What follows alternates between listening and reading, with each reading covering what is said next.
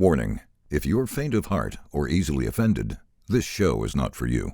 I saw something today because Veronica told me you're on TikTok. I didn't know that. And so I looked at one video, and there was the most romantic story about you and your woman about when she finally realized she was in love with you. She was in love with you. And so I'm going to tell the viewers what it was. Yeah. You guys were on the phone. You had been seeing each other, and you told her, hey, I'm going to some porn stars, and I'm going to FaceTime you, babe. And she said, nah, I don't think I want you to do that. And then you said, well, you better not do shit while you're out. And she just thought that was so romantic that you just were territorial over her. Sounds so bad now. That's why I'm saying it, because I'm being sarcastic. Sounds so romantic, Adam. God, I mean, I got to tell you, bro. Dude. You have this got a dozen roses. like, exterior, but wow, that was really deep.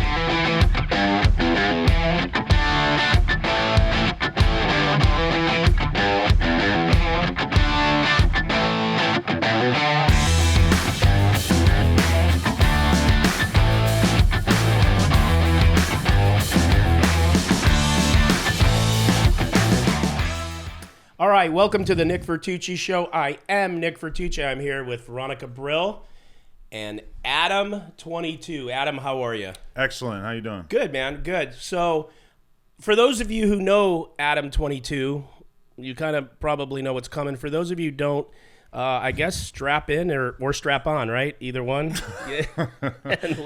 and Bend over. You're about to get pegged. Those things make me feel kind of uncomfortable. You what? Every time I walk into a porn star's apartment and they have just like a big black strap-on laying there, it's just kind of... Yeah, you're not sure. It sets a different tone. Yeah. What's the maximum capacity that you can handle, though?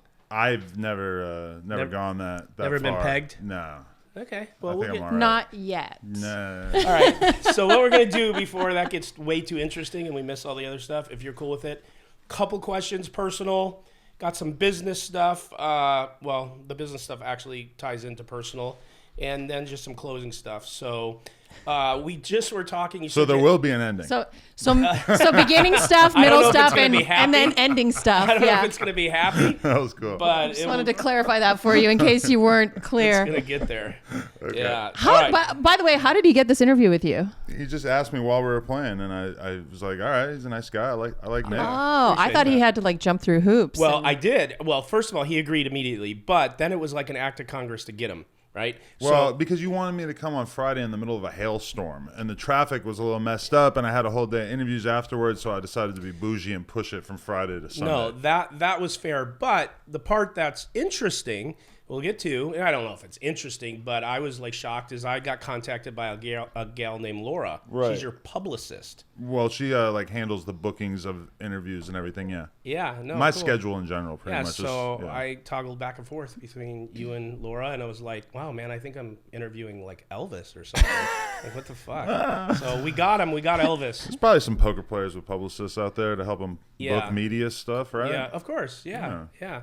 Well, I found out you're like a little bit bigger deal than I thought you were. Like, and I'm not just trolling when I say that. Like, you have, we'll talk about it, but you have podcasts with like 1.67 million followers and all, right? Well, actually, that you? My YouTube channel has 4.6 million subscribers, I think. Okay, so I fucked up. 4.6. That's fine. Yeah, I don't know where I got 1.6. Maybe it's just old. Bifocals aren't working. But all right, so you're 39. Yeah. You just told me that on the way to the can before we started, and you got 2 kids. 1. Wait, you said 2. I told you a 1. 2-year-old.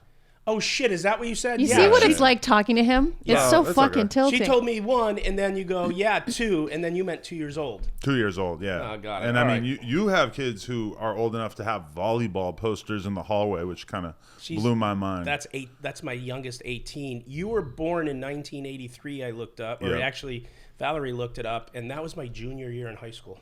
Goddamn. Holy shit. That's wild. And now you're here. Yeah. Crazy. Here we are, podding. Yeah, unbelievable. All right. All right. So real quick about your past. I know nothing about it. Meaning I couldn't find anything on it. I didn't talk to you about anything. I have this weird feeling that maybe you were a rebel or not a good kid, or do I got that wrong? No, that's right. Yeah. Yeah. So were you like did you come from a good family, or are you just a flat out troublemaker? How did you get this chip that you have that is a little different than other people? Yeah, I come from like a decent family. My dad was into like local politics, that kind of stuff. He ran for mayor at one point in 1992. My mom was a librarian at a community college for much of my upbringing. But yeah, I was always kind of just a real rebel. I wanted to go ride BMX bikes until 4 a.m. every day and stuff. And I really kind of rejected school and pretty much everything that my parents were trying to have me into. And when I was like 19, I started to get real into shoplifting, and that led me into getting into credit card fraud. So that was like kind of the story of my like 19 to like 21-year-old period. And right around the time period that I kind of started to realize like this is bad, because like I had a couple of my buddies get caught for the credit card fraud thing, and I was seeing like how ugly that got. And so I started to get into playing poker when I was like 21, when I moved to New York City. I actually moved to New York City because I wanted to make BMX videos. But I ended up hurting my back really bad, like really soon after. So I deposited $200 onto pokerroom.com. And that was like the next 3 years of my life was just like grinding online poker from like 2003, 2004, 2005, 2006, that time period. And so while I was like spending all these years playing low stakes online and actually doing pretty well for myself, which is weird because when I think about it now, I don't know, like I definitely didn't know anything about poker, but like everybody else was pretty terrible. Everybody else didn't know anything. Yeah. And I noticed that I started to like not make money come like 2006, 2007, like my fucking win rate really cooled off. And around that time, I'm online like every day, like just, you know, kind of looking for shit to look at while I'm playing poker. And so I had found these like rap blogs that were, you know, posting all the new rap music and everything at the time, which I had always like been a person who was buying The Source and XXL every month, and just being super interested in rap music and just listening to it all the time. And these blogs sort of just like occurred to me like, oh, I could run this kind of site, but about BMX bikes, because I have just been paying attention to it for like 10 years. I know everything about it. I could do this. So I started a blog, and it started to do pretty well. I quit playing poker because I realized it was making me miserable and I wasn't really making money anymore. And I just completely focused on running this BMX website for like 10 years. I moved to LA, or Long Beach at the time, in like 2010. I was living in New York during this whole thing of starting the BMX website or whatever. And around 2013, 2014, I said, you know what, I'm going to start doing BMX podcasts, because the blog thing was kind of starting to like wear off a little bit. And it was still a cool business and everything, but I was starting to get more and more into YouTube and making vlogs, going to the skate park, doing that kind of stuff. And so I started doing interviews with all these like BMX pros and like company owners and that kind of stuff. And then meanwhile, at the same time though, I was going to all these like underground rap shows and just, you know, snorting coke and popping Xanax with all these fucking porn stars and different, you know, people in the sort of like LA underground nightlife type scene. And so I started to kind of take the podcast and do my own thing, interviewing rappers and everything. And I started NoJumper to basically facilitate me interviewing all the rappers and porn stars and comedians and YouTubers that I was meeting. And then that just kind of spiraled out of control, and here we are now. Well, there's a lot in between there. So early 2000s, you basically, I'm just putting the dog back in the yard because whoever missed it, right? What's so funny? No, your boomer sayings are great. Your dog back in the yard. I love it. Well, that's a new one. Yeah, what the fuck is that? We putting the dog back in the yard? Yeah, we're comes getting the up dog with back in the yard. Return to an earlier part of the conversation? Yeah. Okay. We're cleaning it up, putting it in to a couple points before we move on. This is fair, yeah, because I just gave you a real like 15-year synopsis. You gave me you gave us a cursory. That was a lot. View. Yeah, no. So no, that's good. But so you in the early 2000s, basically. To wrap it up, is you started playing poker, but you didn't have any training. You just were interested in it. You were studying, maybe read a couple books. I was reading books and lurking 2+2 and doing whatever I could to try to figure stuff out. Which seems hilarious now when I like think about studying. Is like, oh, you know, you can figure out like exactly what to do here at the exact right frequency. Right. And so now, like my idea of like what being a poker pro would be like. Would just be like studying an insane amount and then grinding an insane amount. But at that time, it was like this quest to like figure out how to play these spots. But in retrospect, like, what the fuck were we? I don't know. The books back then were terrible too. Yeah, really, it was crazy. Like terrible advice. Daniel Well, Negreanu's we were just first book. talking about that, and all due respect to the legend Doyle Brunson, he picked that up before it started and goes, "Oh my God, a original copy of the Super System." And the truth is like that's just an iconic book, but if you read it, it is like antiquated because that's all they had at the time. Yeah. And I was telling Adam that, Doyle used to have to run out like ace king against queens and literally run out the deck like 200 to 400 times just to figure out like what wins more. Think about the fact that this is a book meant to be sold, and they took the back cover and dedicated it to like all the hand nicknames. Like the Doyle Brunson and the American Airlines. Think about that use of the real estate. That's pretty funny. Yeah, no, that's back in the day right there. Yeah. When did you figure out that you said like you figured out because some buddies were getting pinched for the fraud stuff? So you never got arrested or did any time ever in your life? Not for that. So you just had the okay. Well, so, not in general, yeah. Yeah, but you just had the like it just came to you that I'm either going down this path and it's probably not going to work out. I think I was really starting to become cognizant of the fact that the mental anguish and anxiety that I was feeling when I was like going into a store and doing purchases with a credit card that I bought from Russia on some website and scanned onto a credit card, that it was just not good for me, and that it was probably not going in a good direction. What's the biggest thing that like size wise, not what you think I'm gonna ask, that you stole? Well, but it was like we on average we're doing more like small purchases over and over. Mm-hmm. Like the goal would be to buy 10 laptops No, in but a you day. said you shoplift too. Yeah, but back in the day, man, that was some pretty small time stuff. I remember I had a little hustle going where I would go to like the mall area in downtown Nashville where I grew up, and I would like hit the fucking Barnes and Noble, and there were these like $100 like computer programming books that you could sell on eBay for like $50, and I would just like get a coffee and like post up in there with like a stack of these books and like a magazine, and I would just sit there and like read the magazine for 20 minutes, and then I would just take all the books and put them in my backpack and then walk out and like Just that easy. Just like make like $200 real quick, right? Like that. And that's when I realized like I can't have a job. Like there's just like mad shit that I could do to make money. Yeah. And but then luckily it only really took a couple of years before I figured out how to start making money online. And then with the BMX. Well, it was poker before that, but then that's that right, as well, yeah. Yeah. What you got there, Tricks?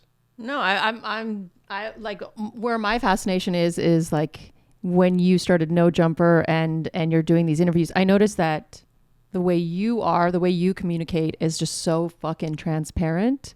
And I'm wondering if that like started your success, but I feel like I'm putting the cart before the horse here in this interview. No, like we're going there anyways. Over, right? Why don't you tell everybody Yeah. what your podcasts are and what they are about, so when we mention them that we could just be there. Well, so at this point we kind of have like a couple of different podcasts that I do per week that are just like me and a couple of guys talking about whatever, talking about topics, our lives, etc. And then I also just do a lot of interviews. What's that one called? Well, we have the NoJumper show that premieres every Tuesday at 6 p.m. And then I have another one called Sledge Lords with this dude, Danny Mullen, that's more of like a comedy type podcast, whereas the other one is more hip hop specific.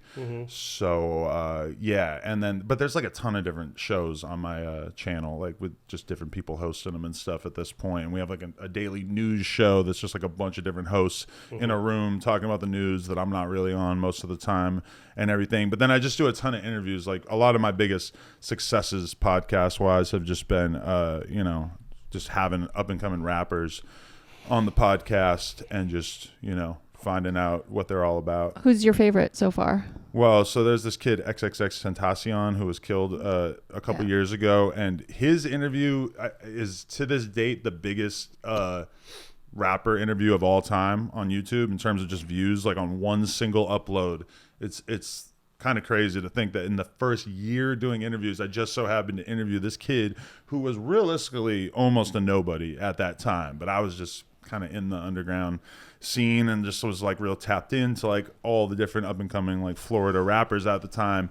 And just the fact that interview went on to basically just be this like blueprint to his life that became ridiculously important to people both during his life and afterwards. It was just like such a transformative thing because that interview alone pretty much took me from being kind of like this guy who just had this little bit of traction going on YouTube to like all of a sudden, like all the biggest labels and That was managers, literally my next etc. question, They're is just how- all talking to me all of a Yeah, sudden. that was my next question. That you answered it. How the hell do you go from like wanting to do a podcast and being interested in rap, and wind up interviewing all the? I mean, you just answered it, so it's just. But that would be my next question. Yeah, I mean, because- I was just honest. I was just authentically into it and just knew what I was talking about, even though I was super early on. And Yeah. in a lot of those interviews, I'm like really like weirdly, embarrassingly green and like just not knowing what the fuck I'm talking about at all. Yeah. But I was just like really genuinely into it. And also when you think about hip hop, like 2016, 2017 was like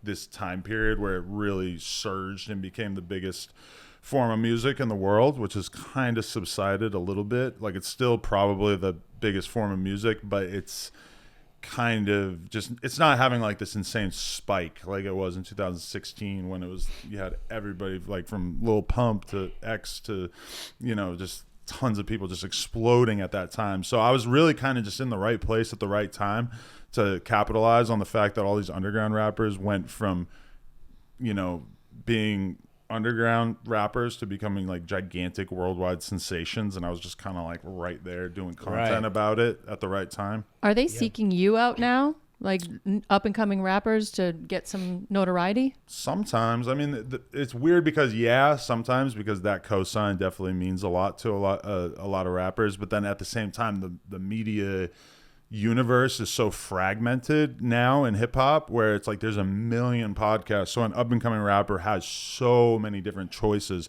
and the likelihood of me getting somebody like the way that I got that X interview super early on and then he didn't really do any other interviews afterwards, like that scenario doesn't really play out that much anymore, because chances are that, you know, there might have been a even smaller interviewer who would have got him early on, and then he would have gone on to do all these other shows. It's like there's so many shows now, and that's why like NoJumper has kind of had to pivot. Like we weren't able to just rely on being like, oh, we're gonna just get all the up and coming rappers, because there's so many people trying to do that now. So that's why we have so much content that's kind of like about our internal personalities, and there's a huge percentage of the fan base now that are like pretty much only invested in, like they really could give a fuck less about some new rapper that I'm interviewing. They want to see how the personalities on the channel interact. Did that rapper you mentioned, he was killed? Yeah. Shot? Yeah. Rival stuff? No, he was buying a motorcycle and he had like $50,000 in cash, and there was just some jack boys lurking, and they just ran down on him. And Isn't that something? yeah, Wow. How old was he when he died? He was 21? really young. He was real young. Jesus, okay. How long before he passed did you interview him? I think I interviewed him in like early 2016 or at some point in 2016. So we were friends, or we were in communication for maybe like 2 years before he passed in 2018. Yeah, and a lot of these guys, when you've had them on the show, I mean, I would assume some of them have some pretty hard personalities. Did anything ever go south with you with any of your people you've interviewed? Yeah.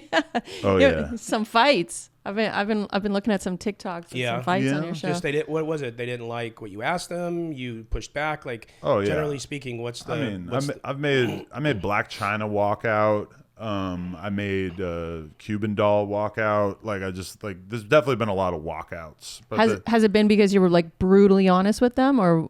sort of, yeah. Like the Black China one in particular, like she started off on a bad note because she wanted to pee, and then she said that our bathroom was gross. I'm gonna be honest, our bathroom's like pretty much, at the time, it was like on par with your bathroom. It was a pretty average it's bathroom. not gross.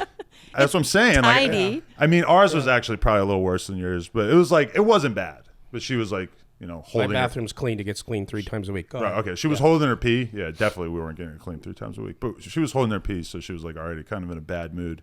And then she wanted to talk about her music career. It was just kind of a farce, to be totally honest. And I She was boring. I was trying to ask her about all these rappers that we've known her to date, and she was not feeling it. She just kept repivoting to something you didn't want to talk about. And I just kept asking her about these rappers. I just kept naming them off one by one. Like, so what about him? Because she was just like, it was like I was either gonna just do the worst 10-minute interview ever and just give up, or I was gonna like keep pushing a little bit and get her to walk out. Yeah. And it was probably, I think the walkout was probably better. Yeah. No fights though. There's been some fights. Oh, there has. Yeah. I didn't look any of that up. I mean, you were noodling all day last night and today. I was watching the fight reels. Yeah. Well, you had yeah. Go ahead. Well, I mean, yeah. The crazy one recently in terms of fight was like I interviewed this like young pimp named Kelpie. He's from here actually, and I think he's what constitutes a pimp? Is he a pimp? He's like literally a pimp, filming videos, going to the track, like having girls sell pussy on the street. Yeah, so he's a and pimp. Documenting it, which is crazy because in this day and age, you can get like real deal sex trafficking charges for that shit. From it didn't work out for Heidi Fleiss, and that was nothing. Yeah, but I did an interview with him, and I had as a co-host one of the hosts on the NoJumper channel is this guy Almighty Suspect who has a lot of respect for the pimp code, you could say. Yeah. And at some point during the conversation, this little white kid starts calling him a bitch and like just like really just disrespecting him, and Suspect proceeded to just stand up and just bow, bow, bow, bow, bow. He hit him with like 20 shots in like a minute. Wow. Before we managed to break it up. That was fairly recent, wasn't it? That was, a couple months ago. Wow. Okay, I want to watch that. So that was the first time I think that but like, you know, like one of our hosts got spit on by a guest like maybe a year ago. So fucking wild. Yeah. Now, this wasn't a guest, but you had a gun put to your head in your studio? Yeah, that was an intruder. Yeah. Tell us about that. We were like just doing this live stream in the back of the store because we had a store on Melrose at the time. I kind of skipped that, but like we started out downtown. That's where I started doing the BMX interviews, and that's where we started NoJumper. And then once it started going better, we moved to Melrose and Hollywood. And one night we were doing this like long ass live stream where we would like people would basically like donate for us to listen to their music. We still do this, and it you know we would make like very large amounts of money in a given night, which was pretty crazy because people were paying like $100 per song to like have their shit played, and we'd be on there for like 8 fucking hours.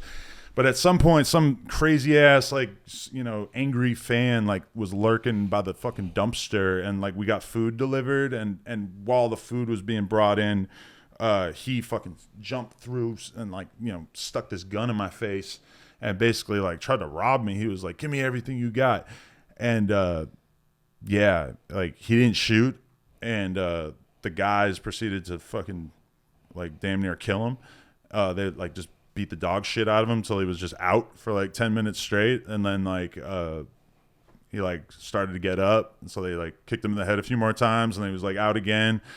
But yeah, and then the cops came and they just took him, and that was a weird one. And I watched a clip on that, and you mentioned that it ended up being a fake gun. Yeah, you mentioned it's a fake gun, and that it happened so quick that I don't know if you were afraid. You said you kind of were laughing because you didn't know how to act. I let out a little giggle. A giggle, yeah. It was, and then you said you called the cops, and they're like, "Well, if he's subdued, you need us to come." And you're like, "Yeah, we fucking need you to come." You really like forget how lazy the fucking cops are and how impossible it is to get them to do anything. And they were like, they were like fully transparent though. They were like, "Well, we were just over there. Like now we're all the way over here. Like we really got to go all the way back there." And I'm like, well, the other option is that we fucking drag this guy into the alley and just leave him there to die, I guess, and hold on to this gun that like I feel like me holding on to this gun is in and of itself a crime for sure. Yeah. So we got him to come, and it was crazy though because they clearly like didn't even know who we were, didn't even understand like what we had going on here. Yeah. I'm like, we have like incidents here like all the fucking time. There's like crazy viral shit here happening all the time, and you guys are so disconnected from the community that you don't even know what's going on. Yeah. I was kind of impressed by how fucking out of it they were. That's LAPD? Mm-hmm. Yeah, go figure. No, it makes sense. I'm sure they have like bigger fish to fry because there's just so many fucking robberies and shit taking place in Hollywood. I think it comes down to bigger fish to fry. It could, but it also comes down to, there's been a lot of negative incidents with police officers that were legitimately, not right, and and over time, all the groups against law enforcement have watered down the hiring process. They've watered down the policies, so many things. So you're not getting the same quality. The new cops, you're not getting the same quality as you used to get, which is counterproductive to this statement that like back in the day there was like a lot of shit that probably happened that shouldn't happen. And I used to be a cop, so I'm a total supporter of law enforcement, but not of cops that are either i.e. Dirty or, you know, completely taking your civil rights by beating the shit out of you inappropriately. Maybe a little fluff up if you hit them once or twice, right? But that's it. And especially lazy cops like that. Like, you got to do your I'm job. a cop supporter generally. Yeah. You know, I'm sure there's plenty of shitty ones out there, but Yeah, we it's like definitely anything. need them, and we need them to be like good. You know, Yeah. so I feel like I agree. Yeah. So it's like anything, right? You got bad apples. Go ahead. So, yeah, I mean, you're talking about rappers right now, but I see that you're interviewing a lot of porn stars. When did that start? So from the beginning, honestly, like I interviewed Riley Reid and like a bunch of other like porn stars that I just kind of knew or like had been able to get in touch with. But yeah, I started seeing my fiance now in 2016, and you know, pretty quickly that kind of turned into us like doing content for her OnlyFans, which I really just didn't have any qualms about. It wasn't like a big decision for me to do that with her at the time. It was just kind of whatever. And then that sort of slowly transpired into us starting Plug Talk about a year and a half ago, which is like our podcast where we interview girls and then sleep with them. And the sleeping with them part is on OnlyFans. If you want to search Plug Talk OnlyFans, you can find it, onlyplugtalk.com. But basically, yeah, that's how I kind of began like a different chapter in this whole thing where I'm also piping on camera, which a lot of people seem to find very interesting. I find that there's a theme, this is though. the most interesting part of the interview. There's a theme, though, because all of them think that your wife's hot or your fiance's hot, and they're like, they love her, and you're just kind of like standing there, it seems. And then somehow you get included in it. But it seems like your wife's like the one that everyone loves. yeah, okay, yeah. I'm you know, because she has like her own OnlyFans, and she's like clearly her own draw. Whereas maybe sometimes I feel like I should like embrace the like male porn star thing more, because I don't do like a lot of the things that the male porn stars do. Which is what? Like jerk off videos and like, you know, responding to all these gay dudes in your DMs on OnlyFans who want to like talk dirty to you and shit like that. I don't have an OnlyFans like that. I just do the Plug Talk thing. Yeah. But there's weird incentives once you get into that shit. Is there? Well, I know a young guy named Zay Hilfiger who he got into it, and all of a sudden it's like when 80% of your followers who are paying you are gay dudes, what do they want to see you do? Yeah. They want to see you play with your fucking balloon knot. If you want to Nick, make the real cheddar, yeah, then you got to do it. so I'm not sure I want to give into those incentives either. So Yeah, well, keep us posted. We'll do another podcast if you decide to roll over. Okay, so I have a couple questions. All right, so all right, your fiance originally had an OnlyFans, which I would assume, would it be just with another girl or alone? she has her own solo So OnlyFans. she just is alone. Whatever they pay for, it's her seeing her doing whatever she does. Yeah, well, you can see me and her on her Yeah. her OnlyFans, as well as like her and other girls. They do photo shoots and videos and all kinds of stuff. You know, Who had the bright idea to say, oh wow, we're interviewing these porn stars, let's now do this and have another channel and make more money? What was the first time? How did the light bulb go off for that model? Well, this company approached us that was doing like X-rated versions of like YouTubers' content, like basically creating pay sites. And so I did a bunch of meetings with them and like heard out their whole pitch and everything. And then I was eventually just like, fuck this. I'm just going to do this on my own because I don't really feel like they're bringing enough value to the situation. Right.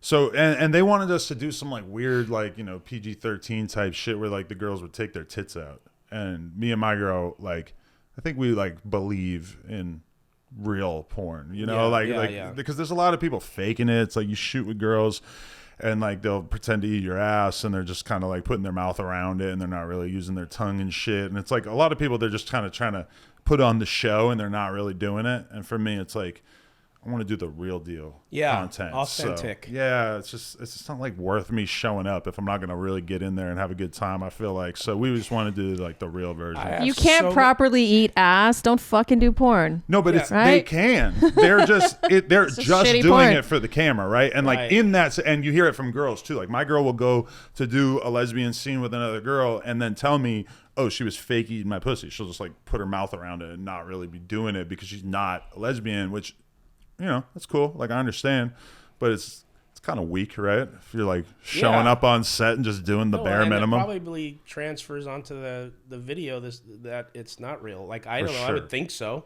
Maybe. Most of the most popular girls connoisseur. are the girls who are really like genuinely there, present, excited as fuck to be in it. You can't watch an Angela White scene without being like, oh, she loves having sex. Like, she feels very passionately about this. Yeah. You got to be passionate about your work. Yeah. Well, okay. So listen, Valerie, if you got something, ask it. Well, I have so many questions that I don't know where to start. I kind of want to know, do you guys pay the people who you sleep with on your show? No, it's a content trade, which means basically they get to put it on their OnlyFans as well, which is, from our perspective, worth it because it just kind of like exposes their fan base to the content as well, and it sort of incentivizes them to promote it and put it out there and everything. So it's like we both kind of, that's like there's basically two models that people get paid for porn, which is like studios will just pay a girl a set rate, and or they'll do like content trade these days on OnlyFans. Like whenever like a guy and a girl just link up and just film stuff themselves, it's like they don't pay each other, they just both put it on their platforms, you know. Yeah. So you were pretty clear. I'm going to ask you a couple real quick questions. You were pretty clear. No guy stuff for you. No. Okay. What about trans? Because I saw you. Even asking the question is funny to you. I saw you interviewing some trans women. Any trans? Nah, I'm cool. Yeah. I thought about it, but it just doesn't like sit right with me. I don't think I got it in me. Yeah. You know, literally. Well, you know, it's just, I don't know. No pun or pun, but okay. I'm not trying to do anything on camera that I would not have done in my private sexual life, I think. So for me, this is not. All right, really here's the next question. But I question. fuck with trans people, and I like, you know, have interviewed a few of them and find it pretty interesting. Yeah. Yeah. Yeah. How about your lady? No cock for the lady? No. Can't do one it? cock only, yeah. That's it, right? So it's that way. You know, the Now, patriarchy is real, Nick. I get it, buddy. Did you? God, you're gonna. Well, your group's gonna love this. All right, listen. I don't give a fuck what he does in his sex Apostle life. haters? What's her group? No, she's feminist groups. Oh, right. Yeah, but your fiance is a feminist. Is she? Yes, what you said in an interview when she interviewed you. I got to talk to her about that. Yeah, no, I saw her say that, or you said that, but who cares? We don't want to talk about that. She's cool. Yeah. All right, so does she? I guarantee there has to be some jealous moments where, like, not jealous because you guys are doing this, but as a woman, has there been a time where she's like, you really look like you really like that? Like, do you like her? Like, have you thought about her again? Why do you keep bringing her up? Shit like that. We had that, but that was mostly back in the day when we were just meeting girls in the club and being drunk and going home, and you know, then the jealousy thing would be more of a real thing. So it was pre-business. Yeah, well, now that it just feels like such a business, it's like I would have to really fuck up for her to be looking at me like I did something wrong, you know, because now she's seen me fuck so many girls in front of her, and she's never seen me like get into one of them or like be hollering at one of them later or anything like that. So, but it's important. You got to keep the balance while you're in there. You know, you got to. No. Okay, yeah, I saw one interview. No. Okay. I saw one interview. I cannot remember what you're going to say. Yeah, where she interviewed you, and you said that you are loyal now to her Right. because you at one point were kind of lying to her, and you were going to go out and sleep with some gal, and then you thought to yourself or something like, why would I do that? Or you got guilty, and then from that point on or something, you realized you just wanted to be with her. Is there?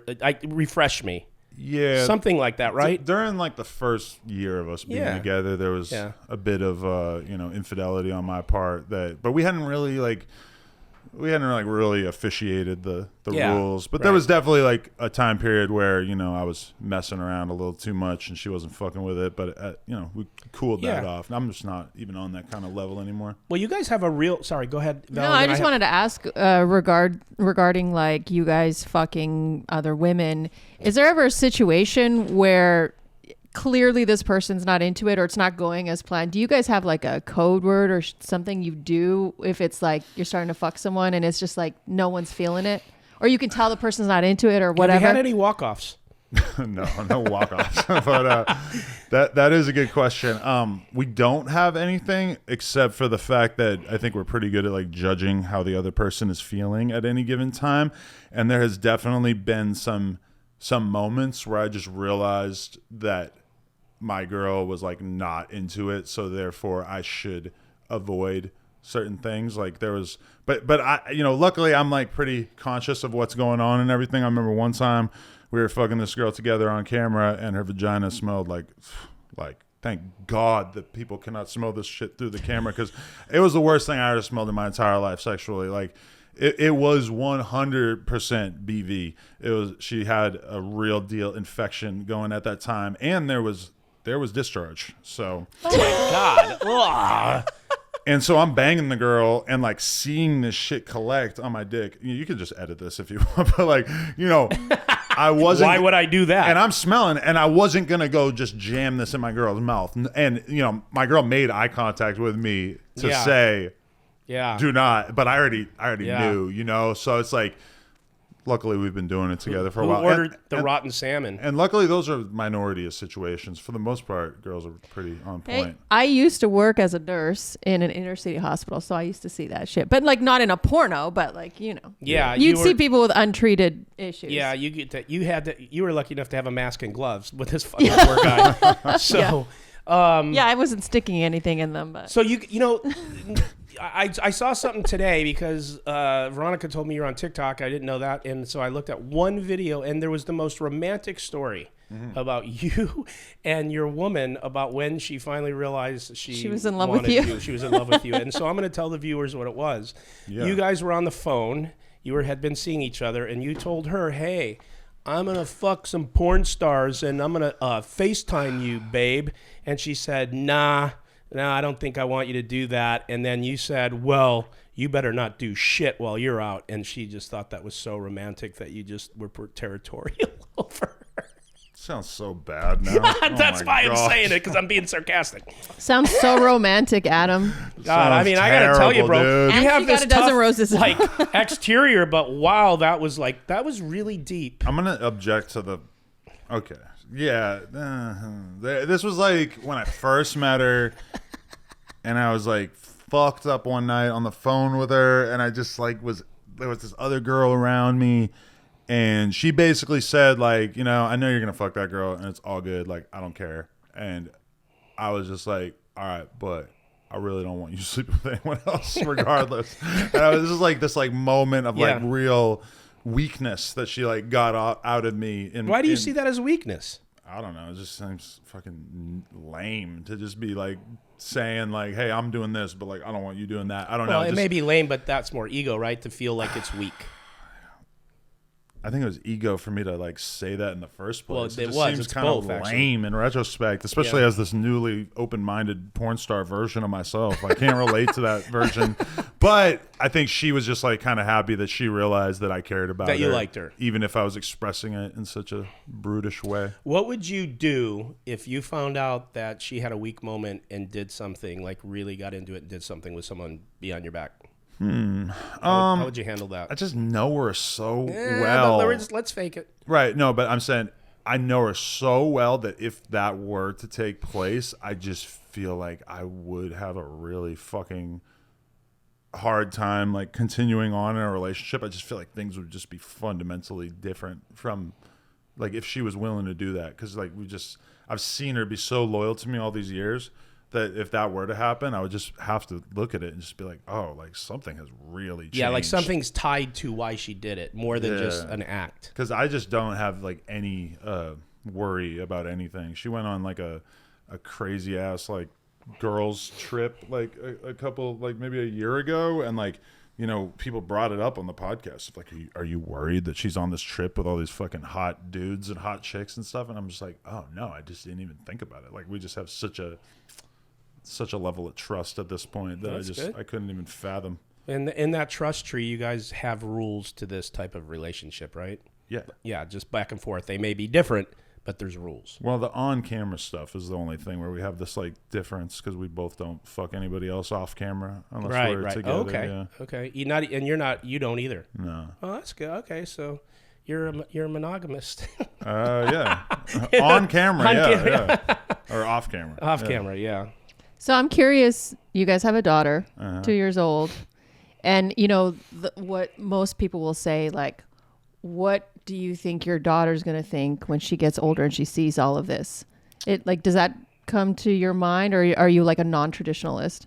Yeah, we definitely think about it. The other day I was watching Kevin Martin on Twitch, and I hit the thing to be like, ADAM22 subscribe for 15 months or whatever, and he just goes, ADAM22, thank you for the sub. ADAM22 and his wife have a podcast where they have sex with other women. And my kid is right there. And That's such a thing Kevin would say. yeah, which I appreciate him laying it out there like that, because I'm sure maybe one or two of his fans went and checked it out. But yeah, like in that moment, I was like, holy fuck, if she was like 2 years older, that would have been her finding out right there. Yeah. I don't know, like what a 4-year-old would have made of that sentence, but you know, like at some point it's just gonna become a thing. And I mean, it's kind of weird because it's like, you know, if she's going to know it about us, at some point she's going to know it about like all of our friends. Not like all of our friends, but like a huge percentage of like, you know, when we have play dates with Riley Reed and her kid on a Saturday afternoon, it's like, you know, at some point she's just going to realize this about us, and not just us, but like all these other people that we spend time around and stuff. And yeah, that does seem kind of fucking weird. And it is, I think the thing that makes it seem so weird is just that like we have a kid, and then we also have this part of our life where we do the most non-kid friendly thing imaginable within the confines of the law on camera. And we sell it to adults. And it's like everybody agrees, or I think everybody should agree, that, you know, a man and a woman should be able to consensually create porn together, and that a person should be able to start a company by which they pay other people to have sex on camera. I personally think prostitution should be heavily regulated and legalized, but you know, and it's like that. But then we also just have this duality of the fact that we have a kid, and that, you know, this clearly needs to be hidden from her as much as possible for as long as possible. So yeah, I mean, we'll deal with it when it happens, but I also don't really think that we're doing anything wrong, you know. Yeah. But there's other things. I feel bad when my kid sees me smoking. Like, I want to quit smoking weed because my kid sees me smoking, and I see her fucking imitating it by picking up a little toy candle off the ground and pretending to be me and going, Dada. She goes, Dada blow candles. Yeah. And, you know, so, but then also at the same time, it's like, well, you know, at some point, like at what point am I not doing this anymore? Well, I was going to say, is this a forever thing, like this business model? Like, do you guys have any discussion on, is this a temporary thing to a certain point? Is this a forever thing? When we started Plug Talk, I told my girl, I said, there's 2 different ways that we can do this. We can make this all about us, or we can make this all about making great content in general. So from my perspective, the whole thing of us interviewing girls and sleeping with them afterwards, that's kind of like the entry point into the game. But we have a lot of aspirations for different types of content that we make, much of which doesn't include us and stuff. You know, we filmed a ton of stuff where there's Plug Talk episodes where we have other dudes interview a girl and then they sleep with her, or we have, you know, girls interview a male porn star and then they do whatever with him. So it's definitely our plan in the long run to diversify the content as much as possible. And really, like, you know, I don't want my girl to be 40 and having to think like, oh, I have to fucking do porn to pay the bills, you know? So it's like a lot of the stuff we're doing in terms of investing in real estate and, you know, fucking milking Nick Vertucci at the Hustler Live table. That's tough. These are all investments in the family, you know? I get it. I got a 12% VP. You got to earn, you got to earn. Yeah, so I'm going to ask you this. You don't have to answer, but like with your 2 or 3 channels, your only fans, and all the other endeavors, like, you must be printing. We're doing all right. You care to give a neighborhood of like how this business treats one if they build it up big enough? Well, I did a podcast maybe a year ago with Graham Stephan in Vegas, and I threw a number out there that we could sometimes pull in $1 million a month, which is not really necessarily always taking into account all of the costs associated with it, and the fact that we have like 25 people working for NoJumper. That's a gross number, is what you're saying. Yeah, but you know, we definitely have some very good months, but it's kind of all over the place too, because, you know, honestly, like the NoJumper Facebook is probably our biggest driver of cash, which Really? probably sounds crazy to That a lot of does to people me, because yeah. so many people would think that we're just like YouTube first, but we make a shitload of money on Snapchat and Facebook and all this stuff. And just miraculously, we have not gotten paid by Facebook for like 3 months because of some random thing that somebody on our team posted that they took you got a down strike and got or something? flagged and whatever. And we're just now getting back into the algorithm and starting to make money on there again. So, Wow. you know, but Are you like the CEO of your content? Like, do you talk to your team about what needs to go out and you manage it, or do you just like trust them and give them rules?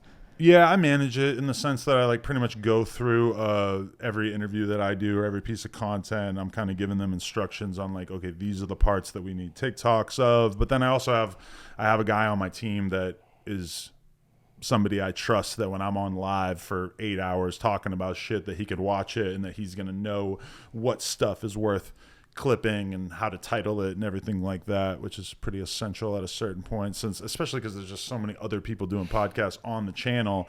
And for me, at a certain point, it's just like, it's like running a stable versus just being a pro. Like at a certain point, like my guy BBZ, who like is my coach, who like really got me into like really learning poker. It's like he doesn't even play anymore. He doesn't even play tournaments because he has so many people that he coaches and that he stakes, that it seems like a huge waste of time for him to take a Sunday and just play tournaments, Yeah. So at a certain point, like it doesn't really make sense for me to just be putting myself on camera all day when I could be spending an afternoon working on getting new talent on camera, Yeah, it makes much more sense. Get a certain percentage of a bunch of people versus 100% of yourself too. I saw somewhere that there was some theme about on your OnlyFans page, that something about virgins. So do you have like themes? False. I don't know where that came from. I saw something. I swear. No. Okay, but so do you have themes? Like when you go into a session, like do you cater to any different fetishes out there for OnlyFans, or is this just straight knocking it out? No, we've never had a virgin on. That would be fucking insane if you found a virgin who wanted to lose her virginity on camera. I don't know how often that happens.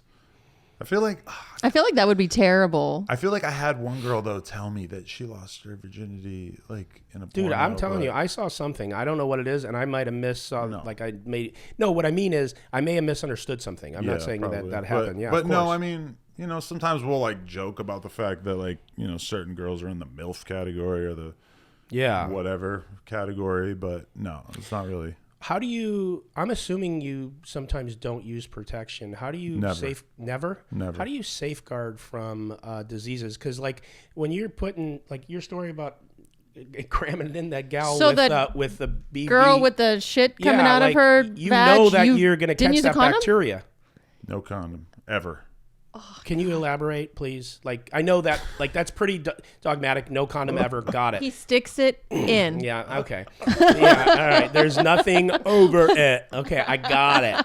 But what I'm saying is with herpes and this and STDs and AIDS, is there pre-testing? I get tested every 2 weeks. What about the people that come in? They get tested every 2 weeks too. We're all in the same system. Okay, you are. So there is a testing system. We all go to the same clinic. We see each other there. It's fucking awkward. Right. You see people you hate. You see people you fucked last week. That's all right. Right. Yeah. And you trust that they're doing it, or they show you before, like to it's like, verified. When we meet up, we show each other our tests. That's cool. Yeah. All right. And have you ever messed up? Oh yeah. And what was it? Oh, I got chlamydia, gonorrhea, whatever. All that shit. Yeah. Okay. Just those. Yeah. Oh, bacterial infection type stuff. Happens. People don't believe it when you say it's. I would rather have chlamydia than a cold. Yeah. Well, the cold, your head hurts, your fucking nose is pouring goop, yeah, your fucking throat hurts, whatever. Like everybody's been sick. It sucks. I had COVID a couple of years ago. Oh my God, worst week of my life. Fucking just dead in bed. Chlamydia, they stick a needle in your ass, boom. Your dick feels better later that day. You can't fuck for a week. And it's over. That's it. That's it. That's it. That's it. I mean, it's just not that big a deal. Like now, people who let it linger, because I think especially like women can have it for long periods of time and not know. So women need to be conscious of like what's going on with it. As a guy, I feel like you feel it pretty fucking What's easily. that feel like? just hurts. It hurts. It's like a stinging, weird pain throughout the base of your penis. There's, Oh, there's a wow. little infection When you pee in there. too? Yeah, but and women need to be really careful because they can lose fertility Oh, wow. if they let that shit linger too long. Yeah. Well, it's an interesting Veronica. topic. I didn't know any of this. Yeah. Yeah, you better get that shot. Get one every couple of weeks. Why do you think I'm having a hard time sitting down? Just to make sure. God, I just would love to have sex. I don't know about fucking STD though. How about Well, you're in the right lane. Yeah. That's right. How about your families, parents, sisters, brothers? What do people think about all this? My parents, we just don't talk about it. Yeah. My sister, my brother-in-law will joke around about it once in a while, but for the most part, we don't talk about it. It's just, Are you very different than the rest of your family? yeah, they're all pretty traditional. How do you think that happened? I don't know. Just born that way. Just rap music and Yeah. video games and Mortal Kombat. Yeah. And Phil Hellmuth. Fucking Phil Hellmuth, what did you do? Oh, God. All right, Veronica, what else you got on that topic? I don't want to beat a dead horse. No pun. Beat it, Nick. Yeah. No, I mean, I, oh my God, this is just like so fucking wild. You sent me a video today, a little clip, Right. and it was you standing naked. That was not me. That wasn't you? That was somebody else. Oh, bro, I didn't know if it was you or not. Because you said your back was sore. I'm like, damn, you fucking did that with your sore back. I thought that was you because I didn't No. focus in on the and guy. then like he your showed face. it to me, and he's like, my fucking back would break. Because I was like, when was the last time Who you was did that, it? Just Nick? somebody that was doing your channel? Yeah, it was. He this, picked her yeah. up and he spun her up in the air. That was wild. He's fucking her, like holding her butt like this, like you know, like she's facing him, and then he just whoop, he like flips her, so Yeah, he's yeah. eating her pussy, and she's sucking his dick, and like, I mean, she's a very lightweight chick. Yeah. She's probably like 110 pounds. I or pulled two something, but hammies and have a back brace on when I was done with that move. When I saw, but I feel like I could do that move, but I would just. fall on my head if Oh anyone. yeah, because for sure, 10% of the time I tried that, I would drop her. How do you practice that? Yeah, I don't know. It was don't pretty know. amazing. In It was yoga like class. Cirque du Soleil type shit. You got to get like a life-size. Did you think that was Adam? Yeah, I thought it was him. Yeah, because I didn't like. You just I figured who else? It would was be. a very grainy. It was grainy. video. I So. thought so. Grainy? Yeah, a little bit. I mean, yeah. well, yeah. All right. You know who Bert Kreischer is? I don't. The comedian. No.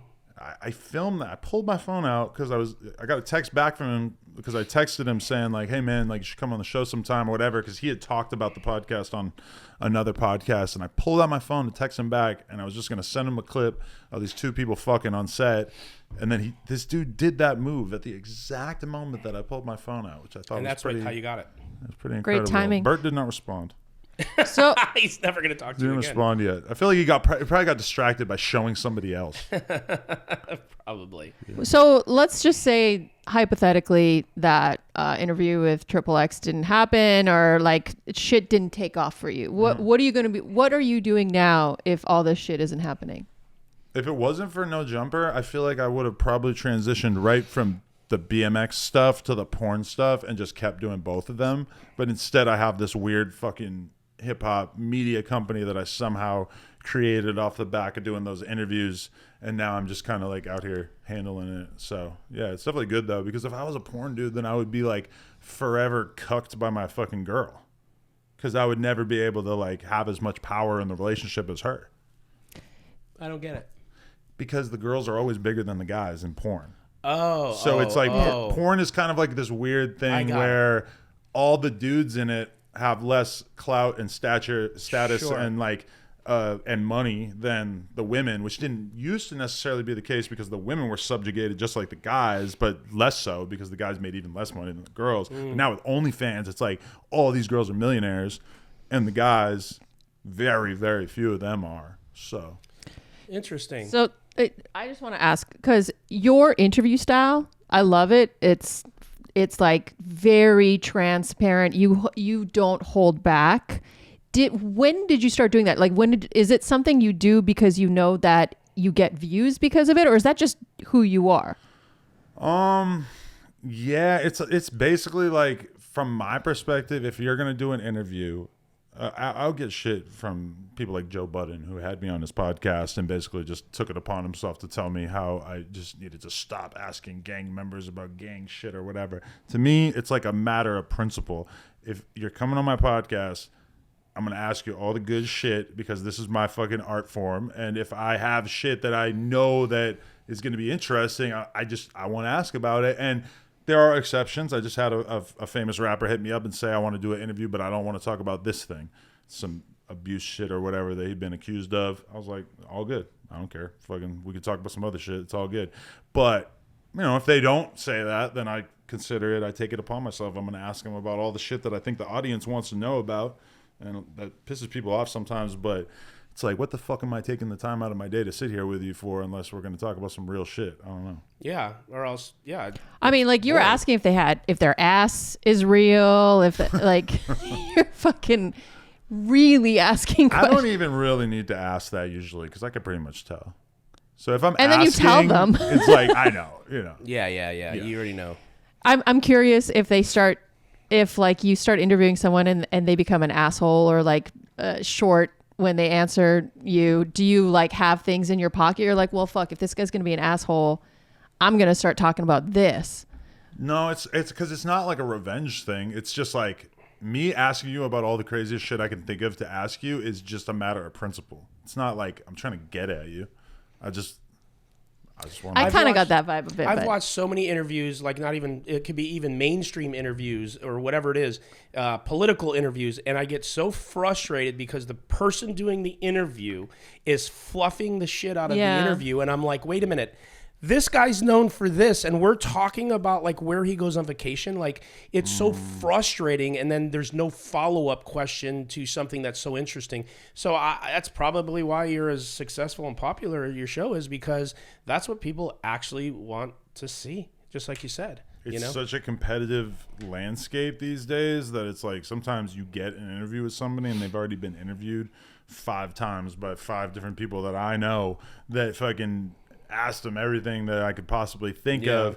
So I try to, like, you know, it's hard to find like a way to be unique after somebody's already done a shitload of content. So I try to just focus on like the vibe and the energy of just like really having this like intense conversation one-on-one, because I feel like that the connection is like the number one thing. Like clickbait, everybody can only do so much of it and stuff, but I try to really focus on just being there, being present, that energy between you. Best case scenario is that you just feel connected, you know? Yeah, and I think one of the reasons, obviously, like, I could tell from talking with you, from watching your videos, from knowing, like, your business models, like, you could have whatever you want there, but you're really savvy when it comes to, you know, business. And one of the things that I think resonates is everything you've said that you're doing is shit that you're really into yourself. And that's like a secret to success. If you're doing something you're really into or love or like, usually it's going to be successful if there's a market for it, of course, and what you do, there's a market for it. So that's the secret to your success, in my opinion, is that it's just authentic. I was thinking about that with that fucking Merchant of Death dude that they traded for Brittany Griner. Yeah. Like, think about that dude. That dude's making, like, you know, when he was out free doing his thing, because I did some Googling. He's making millions. Right. But he's literally just, like, traveling to any embattled part of the world and just being like, hey, you want to kill all these other people in your fucking city or your town or whatever? We'll sell you the guns. We got you. Like, no problem. Talk about finding a niche. But, like, he's got no dog in the fight. He don't care. He's traveling to whatever part of the world, and that's what he does, is just sell them weapons. Right. And boy, we let him go. I know that's something. I'm not gonna speak on that, but like, you know, because whatever, it's unfair. But hey, you know, we got it back. WNBA, it's all we have as a country. But either way, I just like I wonder what it's like to go to sleep having that be how you make a living, because for the most part, how I make a living is just doing shit that I pretty much would do for free if I wasn't, you know, like the fucking the conversations, whatever. You know, I would love to talk to any of these rappers for free if I got the shot. Totally. You know, Totally makes sense. Do you have any weird super fans? Weird? Like, any weird shit happened to you with super fans? Like any obsessed fans or anyone who like fucking follows everything you do and sends you shit or do anything weird? Yeah, I mean, we have a whole Reddit full of people that fucking absolutely like look into every single thing that any of me or my friends do. To try to just like I mean, sometimes it seems like it's relatively good faith, but like, you know, I was thinking about it the other day. If I was single, I would not be able to follow a girl. Like if I meet a girl in the club, I wouldn't be able to follow her because there'd be a thread about her in the Reddit right afterwards. Right. So like little things like that, like you know, you kind of be like, oh, like now I'm a fucking freak. Cool. Yeah. Yeah, we get certain people that say the same fucking thing every video, or like they'll just fixate on things we say that like we said 10 months ago. Yeah. I can't imagine what it's like for you. Like that, it's 10x that, or if not more. Yeah, I mean, there's definitely like people who've been making the same joke in the chat for like 6 years, and sometimes you're just like, what is this person's life like? Or maybe do they have like a bot? Maybe they have a bot that just does it for them. I don't know, but we got a whole lot of bots coming after us. Yeah. I don't know if they're Well, bots you. or not. Yeah, Everyone loves me. Yeah, everyone loves you. Yeah, well, They don't. So, how about you and your gal? Is there anything that you don't put on camera that you guys are into? That's like a private ADAM22 fetish that like you don't do on camera. That like you were like, I don't know if I want to tell anyone about that. When we're off camera, we try to just really like spend time together, make out, fucking eat each other out, just really like not eat each other, eat her out, whatever. Like just really take time with it, like really like, you know, put on some music, really spend like a nice half hour in the zone. More intimate shit. Yeah. Real shit. As opposed to like when it's on camera. Isn't that a lot better? Oh yeah. Like, it's so much better, isn't it? As you get older, you just really learn to like just use the pussy for what it's worth. You know, when I was young, you're a fucking romantic. Thank bro. you. But when I was younger, it was That's more the most like, beautiful thing I've ever heard. Well, it's just like, you know, I'm tearing up. Well, because a lot of these red pill manosphere type fucking guys, it's like, it's just sheerly like quantity. It's just like, oh, I want to fuck this girl. And they never talk about like the fact that like once you get in there, you got to make it work, bro. You got to like actually like, and that's one thing I like about the porn guys is that when you hear these porn guys talk about it, they talk about getting girls off and, you know, making girls enjoy it, making them squirt. Like that is really fucking important to them because they know it's going to look good on camera, you know? Right. And it's like these real dick smiths that do this for a living. It actually like really matters to them. So Dick Smith. I feel like I'm dating the wrong guys. I need to date a porn star because the Dick guys Smith. I date, oh my God. I never heard that term. I'm going to use it. That's great. Yeah. If you're going to be a fucking dude like laying pipe in your life, I mean, I think you have to at least somewhat commit yourself to doing the best job of that possible. Well, right? not to sound like a girl, but isn't sex better when you have connection like with your girl? Oh, yeah. It's way better, right? Yeah. Definitely. Well, I guess I already sounded like a girl, but I think so. Oh, yeah. Whatever. What do you got to say No, there? I'm just sad hearing about all this good sex. Yeah. Well, No, I just think in general, my experience is most guys are really terrible at it. So get HBO or something. Yeah, I know. I need to get HBO. Yeah. Sign up. Sign up.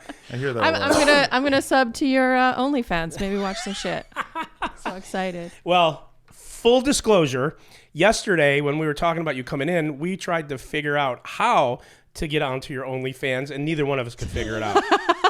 Well, you know what I did? And then I'm like, wait a minute, you're like a systems analyst. Like you're like No, I'm in analytics. Whatever, and you can't get I'm into in analytics. OnlyFans. I said it makes sense for me. Google plug talk OnlyFans. Yeah. So Or I you signed. could go to my Instagram or Twitter and click the link in the bio. Boom. And you're there. Yeah. I actually signed him up for OnlyFans through his Twitter, and now OnlyFans has control of his Twitter. He doesn't know that, but I fucked with him. Well, I hope that's not true because I don't know. It's on your computer, bro. Just check it out. Here? I signed in to OnlyFans through your Twitter, and I let them You have did not. Did you? If they start fucking tweeting, Did you? I did. I don't know what that means, but I don't like it. Yeah, we're gonna have Nick to undo Vertucci that. Just dropped a new hot oil scene. Yeah. Could you? Oh, gross. Could you imagine me doing an oil You scene? remember when George Costanza took the? Oh, now the- we're gonna go to George Costanza. No, but you remember when George Costanza did like the photo shoot to give to the girl in the photo studio, Yeah. and he was like laid out on like a bearskin rug. I'm picturing you doing something like that. Oh yeah. Oh, that would get some views. I'll tell you. He's got one of those in his wallet. Yeah. Yeah. Fuck. I don't even. You do have to change whatever the. I you do have said to you change did, that. I okay? did sign in with your Twitter. Yeah. And I did say yes. OnlyFans can post for me. Post what? Like, how does that work? I don't know, dude. I don't know what OnlyFans posts. But I did do that. Yeah, I think that's more for like a creator account. Yeah. So I have a creator account. Well, as long as you don't post. Oh, not on any Twitter. I do on nudes. YouTube. Yeah. Okay. I don't know. We just as long as you fix it, whatever that. We'll figure means. it out. Seriously, because I'm stuck with it if you don't fix it. That's what I was the point. hoping That's what for. you were Yeah, shooting I for? thought it was gonna be so funny when you fucking accidentally post a porn. I don't understand how to do it, but whatever. What about a deep fake? A what? We got to know somebody who can make one of those. Yeah. What's a deepfake? It's like the AI thing where they like put your head onto like some dude's And it body. really looks real and it looks shit? pretty real. Yeah. You haven't seen the Tom Just Cruise if you deepfake? do that, hook me up though. So You know? okay, yeah, Hook me up. we got you. Yeah. Yeah. Oh, I mean, if you're gonna put my head on his something, his make it good. ego is very large. That's about it. Yeah. Yep. Well, if he's gonna have a deep fake, he might as well. Might as be well do it right, hung, right? Yeah. Yeah. And then I can go on that bear rug. All right. Do you have any more on this subject? I think we've exhausted all holes and portals. And I mean, is there anything else that you could tell us, Adam, on this subject that is like, yeah, you got to hear this one, or we'll move on? I'm curious what your thoughts are. What you're going to be doing in 5 years, like Well, a little that's bit next. long. That's Oh, next. okay. Yeah, we'll well, get to that. Okay. Well. Yeah, and then you can ask it. Just go to your third page. Oh my God! You see how he does this? Like the organicness. Yeah, I we like it fight to a be in a lot. certain order. I don't want to transition until I see if I get the goods from Adam. I'm just All thinking right. about what I'm gonna eat after this. You know any breakfast spots around here? Yeah. Yeah. No, I can't eat breakfast again. Yeah, Never mind. I have like Take if it you back. want if you like omelets, I could send you to a place with the best omelets in the world. Nah, I already ate eggs. Never mind. You already ate eggs, okay? I gotta diversify. So talk to me now. I heard that you used to do drugs and all this shit, and now you're like a health nut. What happened? I still smoke weed, but yeah, me and my girl. I think it was the New Year's Eve 2018 going into 2019. We went out with Riley Reed, Gina Valentina, and this girl Abby, and we did Molly and went to Club Live and had this crazy club night, and nobody else had any dudes around, so I had to fuck all of them for like fucking many hours back at the crib. And then me and my girl were up till like 4 a.m, and I think it took us probably like 2 days to recover fully in terms of the hangover and stuff. And I think that just kind of occurred to us as like, this is dumb. Like, we just should not do this anymore. Like, this is just not worth it. And so then we just kind of stopped. And then that energy, like a year later or whatever, like a year or two later, we just decided, oh, actually, we're going to take all this newfound free time we have from not going out, and we're going to have a child. So. Nice. Yeah. Cool. Okay, and before we transition, I'm going to ask again, is there anything they need to hear that's just like, yeah, you kind of got to hear this one? No. Nothing? We pretty much talked about all of it, yeah. I'm Steaky Vajay. Listen, it's not my day job. It's kind of like my side gig, my side quest. Yeah, I know. So to me, I'm a little bit like less impressed or fascinated by it than a lot of people probably, because it does seem kind of ordinary to me at You this would point. agree, though, that the people watching that will be their section they're most interested in. Perhaps. Yeah, because you're used to it. You're numbed down to it, right? Maybe, yeah. Yeah, I mean, like when I first heard about it, I'm like, wow, what a business model. Like that's a pretty good business model if you're into that. I don't think I would go down that road, but not judging you. I think I'm sure you're making a lot of money. There's a big market for all that shit, so it's interesting, man. Yeah, I can't complain. Yeah. Real quick, okay, so. Let's do a shout out here, Vincent. We're gonna do a shout out to the sponsors. Yeah. Let's talk about dicks and fucking pussies and shout out the sponsors. Only Poker. I hope you're proud of what we're doing here. And if you like this podcast, not only like it, but please subscribe. We could only hope to someday have just a micro smidgen of what Adam has in subs. Fucking sub, please. How do you get him to besides being really good and interesting, you never even ask for a sub, do you? No. Yeah, I And didn't think you did. I you feel know, like I would have like another 1 million subscribers if I kinda had it have say to. in the beginning of the video to subscribe. I kind of have to because No, we're not I that good. respect it. We're not I just- that good at it. I say it at the end, at the last thing I say. I'm going to say it at the end too. Then I like but it. I mean, that's All just right. the worst place. And to say then it. if you see these signs, only Poker. It's the one stop. You'd like this app. It's Adam. It's a one-stop poker app. has everything. Gossip, news, where all the games are throughout all the casinos and hotels. You can post your own games there if you want to drop a game somewhere and want to have people show up. They have strategy talk. There's things called the Circle where you can build your own groups. If you wanted to build your own like rap group or OnlyFans group in it and Rap like group. only let who you want in it. Not that you would do that, but that's the concept. And this app is Only Poker. Download it at the App Store. And honestly, I truly love the app. I think it's awesome. So there you go. There's the Only Poker plug. I did check out the app. It is pretty good. pretty cool, I right? think it'll be good in like a year if everyone picks up on it. Yeah. Well, it has to have some momentum, right? Yeah. Yeah. Okay. Who's your favorite person to play against before we're done with you? Ape Styles. Oh, you like people who are crazy? Oh, he's trash. Oh, I don't know who Ape Styles is. You don't? No, I thought you meant just like a style. Oh no, he's like a poker pro. But I just like He plays live? No, he's he on. plays on ACR, Oh. and I just humiliate him day in day out. It's just Shout out to Ape Style. I feel bad for him. He's just got all this GTO stuff going on in his brain. Yeah. Well, those guys are easy to and pluck just off, right? day in day out. Every time we play against each other, I just hammer him How into often oblivion. do you play poker, and how much of it a passion do you still have for it? I play like at night when I'm getting ready for interviews and stuff. I play fucking 60 NL on ACR, 2 tables at a time. Okay. What's your screen name?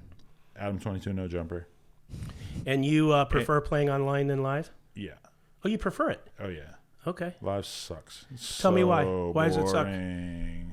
It's boring because Because I could play fucking 8 tables, 10 tables. Right, so you could get more. You see more hands. Yeah. You don't enjoy the interaction to live? Not really. Yeah, you're not really a I don't want to social be guy. around these fucking people. I No. know. I could tell. Like when you're there, he's just like. Well, I'll do it if I have to. Well, what makes you come on the stream sometimes? Then what's that about? Because I don't know, like playing 60 NL, it's like I get a great opportunity to practice all these spots and like really think about it and go look at these spots afterwards and stuff. But then it's like, sometimes I want to play for like actual money. Yeah, and she's asked me like today or yesterday we were talking. She's like, "Well, what's he like?" I said, "Well, I don't know. I don't have a lot of interaction with him. I've only played at the same table once or twice." I said, "I see glimpses of a person that doesn't want to socialize with you, and really doesn't give a fuck if like you talk to him or not." And then I see little glimpses here and there of like a real human being. So I said, to be honest with you, I don't, meaning like where you're like a big, like you're nice, like you're a good guy, but it toggles between like kind of like cold and kind of like really cool. And so I still haven't really figured you out yet. So she asked me and I'm like, so I don't know. We'll find out. Okay. Yeah.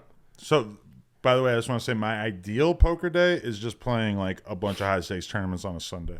Right. It's just in reality, I like take Saturday and Sunday off to hang out with my kids, so I'd never get to do this. But sometimes if they're busy or whatever, I get to do that. But Yeah. I'll say this, and I think that in some ways, becoming like a professional conversation haver has ruined having conversations for me in a way where I felt like I had this sort of like constant personal monologue going throughout much of my life, Right. where I could sit there and I could tell you all about what I was going to do and how I was going to start this thing and how like blah, blah, blah. And when I think about it, it's like, what the fuck were you talking about? Like, why was anyone listening to you? You're just telling everybody about all this stuff that you were going to accomplish one day. And I see that with other people where, Yeah. I'll hang out with like my girl's family and it'll be some guy who has like the most ordinary job ever. And this motherfucker never shuts up talking about it like it's the most interesting thing in the world. And and I've lost that. No, I get it. And the weird part about it is that now if I were to actually tell people what I do, it would be like, I could just wow them like nonstop. I could just tell them about all of this different course. stuff. Like fucking, I could just tell them like a million different famous people that I had this interaction with, and like, oh, look what Drake just DM'd me. But I fucking hate people like that, and I don't like talking about myself. I get it. Anymore for some reason. So I kind of like at this point, like, and I also think of it like I only have so much conversation to give in an average day, and I Yeah. have to believe that you have a fucking life bar up in the corner that kind of goes down. Your like, battery, yeah. Like if I wake up and like I know all these people who are like they do podcasts and shit, and then they're also on Clubhouse fucking 4 hours a day talking about God knows what. And to me, it's like you're clearly lowering your special meter when you're sitting there having these insanely long conversations for no reason. It's like I want to like save some of that. So when I'm at the poker table, I mostly just sit and listen and just think about you're chilling what the out. fuck You're other recharging your battery. You're just relaxing. I don't really like see like a big. There's not a lot of EV in me. Just having this like crazy conversation with people at the table, right? Like, yeah, I don't really like if they engage with me, I'll probably engage back. But I'm also just not really like focused on that, I guess. Totally. No, I get it. Yeah, everyone has a style. Does it make you sad that you said you've lost that? Like you've lost that excitement? It's more about just knowing your value and just not wanting to flood the zone with what you do. So in a it's like sense, this. Real successful people. Sorry to cut. They'll hammer me for cutting you off, and then finish that. Real success. Most successful people, if you're sitting at a table with them, they're not going to lead with what they do. They're not going to lead with how successful they are. They're not going to lead with, I know Drake, I know this, whatever. That's when you really kind of know somebody's kind of has it because they know their own identity. They know they've made it. They don't have to try to impress you. That's why it's weird being around Helmuth. When you're like, fuck, like I could do this too. I could just always be telling everyone about everyone that I know. Yeah, that's the only reason he takes. That's one of the reasons he takes so much heat. If he would stop doing that, that's a great troll. That's just who he is. No, I know it's who he is. It is deep pathological shit. Like if he could stop doing that, he already would have stopped doing that. Like that is deep within him. Yeah. Because really, all his accolades speak for themselves. He doesn't have to. I mean, he's accomplished a lot. He has. He's very successful. Well, he'd be doing himself a big favor though if he wasn't constantly telling everybody that he was basically the best high stakes pro in the world or whatever. He'd be 10x even more popular. Yeah, because he makes you want to judge him against the top players in the world, which nobody would be doing otherwise. It would never come up. Nobody talks about the fact that Daniel Negreanu got beat by Doug Polk. Right. It's like everybody just respects the fuck out of Daniel that he took the challenge so serious. Yeah, and that was it. He didn't make a million excuses, right? Nobody would talk about Helmuth. Like nobody would be belittling him if he wasn't like opening the door to that. I just did a video on that after what he did the last couple live streams, and it's like, man, he's just got to get out of his own way. But like you said, he's not gonna. It's just in some ways, I think he developed his character in the 2000s, and he's just like he became that character in reality when it used to not be him. So I've never seen him like that's the way he acts on and off the table is weird. Do you want to finish? You probably don't even remember what you were going to say. If you do, I cut you off.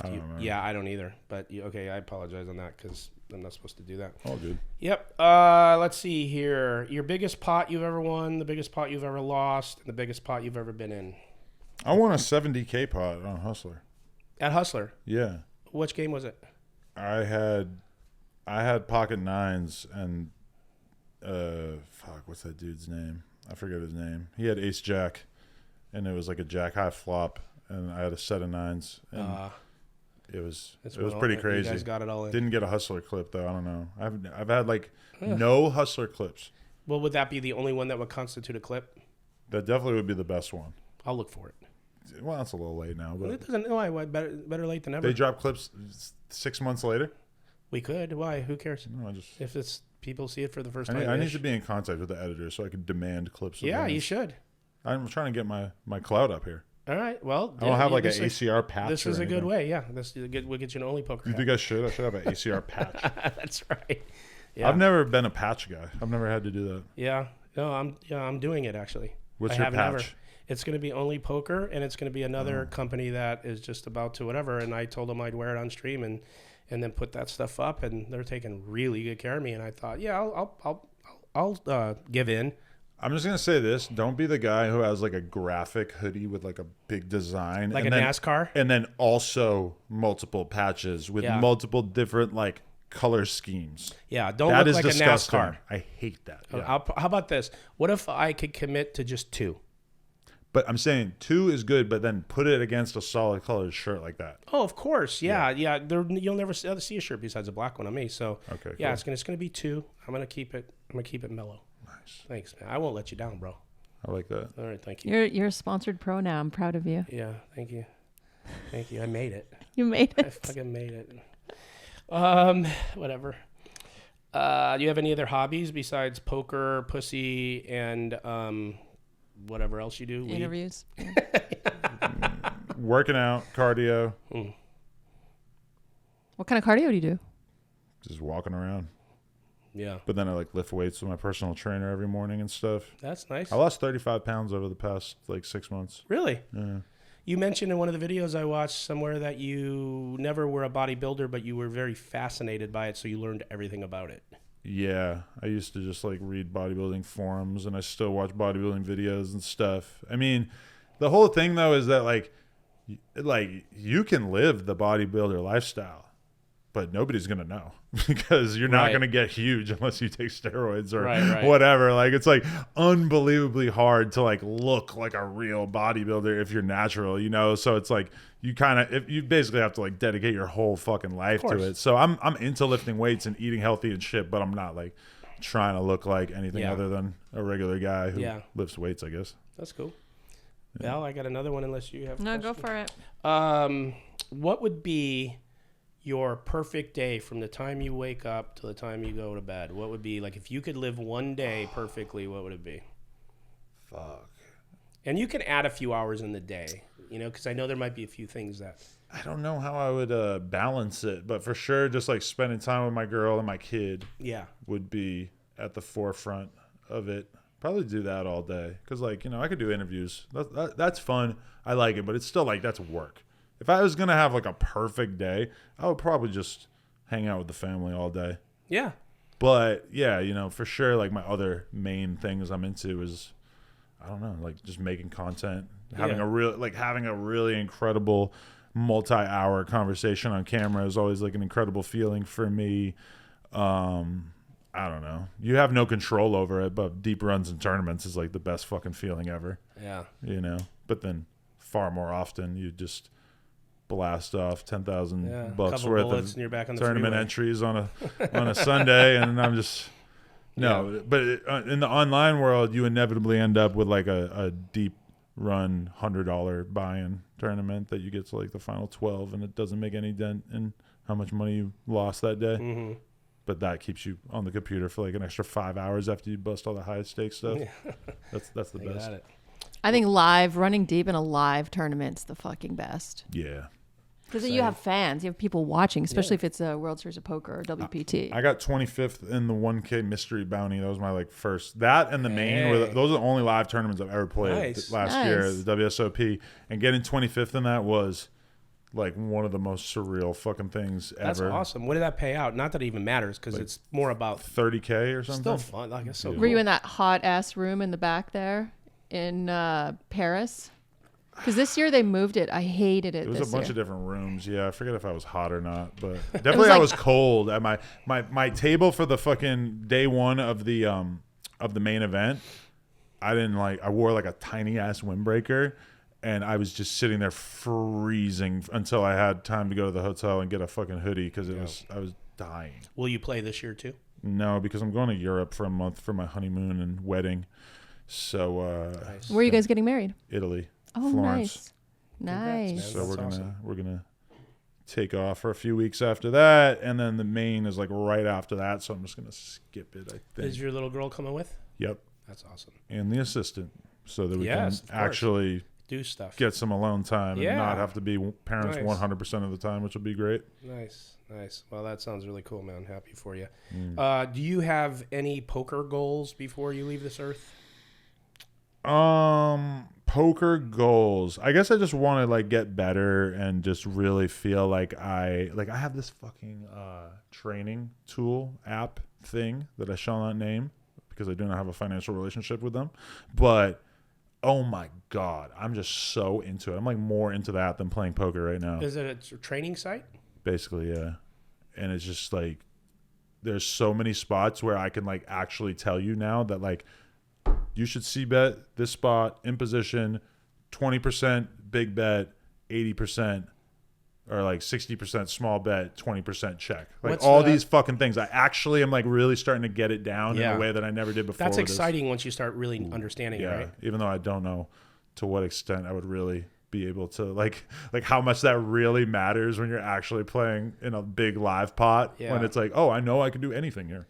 This is the only question I'll ask you on that. What letter does it start with? No comment. No? Do you have a poker coach?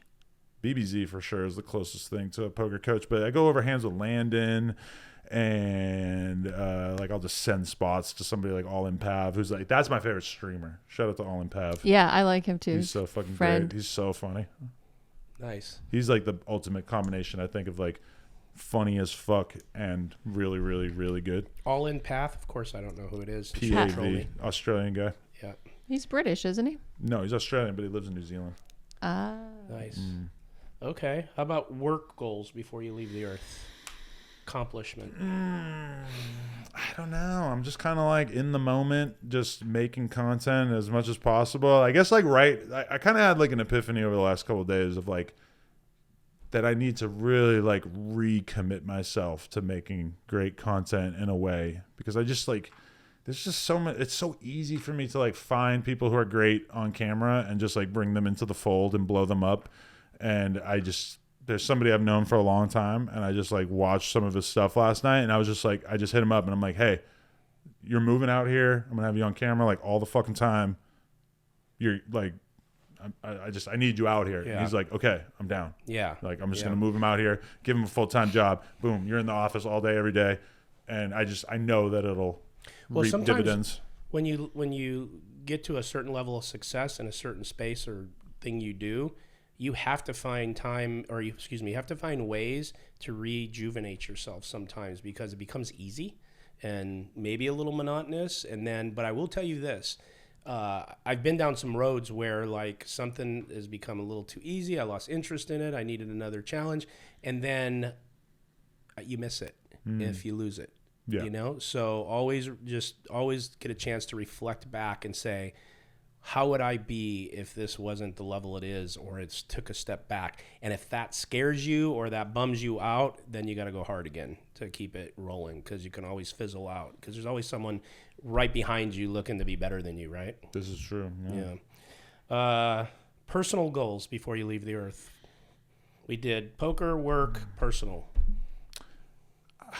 Goals? I don't know, but like, just in your personal life, how do you want to see that play out? I'm sure I know the answer, but because of what you've said already. I would really just say being a good dad is pretty much my sole goal at this point. The business, it's great. I love it, but it's like also, am I going to do it forever? Probably not. Like at some point, I'm going to have to transition out of it. What do I transition into? I have no idea at this time, but.